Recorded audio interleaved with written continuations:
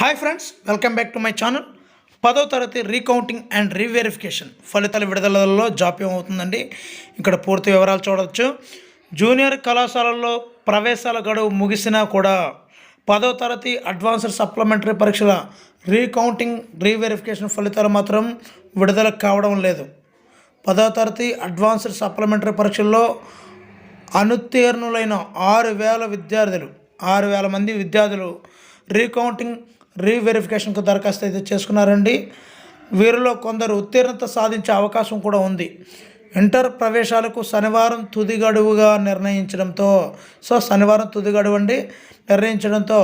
ఉత్తీర్ణులైన అభ్యర్థులకు ప్రవేశాలు లభించని పరిస్థితి అయితే ఏర్పడింది. దరఖాస్తు చేసిన 6,000 మందిలో సుమారు 40 మంది ఉత్తీర్ణత సాధించారు. వీరి ఫలితాలను పిల్లలకు పంపిస్తే వారు ఫలితాలు పొందేందుకు అవకాశం ఉంటుంది.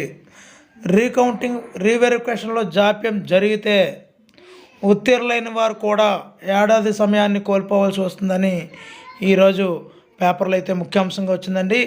మరి ఇలాంటి మరిన్ని వివరాలు మీకు ఉపయోగకరమైన వీడియోలు కావాలంటే సబ్స్క్రైబ్ చేసుకోండి. ఈ వీడియోని మీకు నచ్చితే లైక్ చేయండి. Thank you for watching. Me Hari signing out.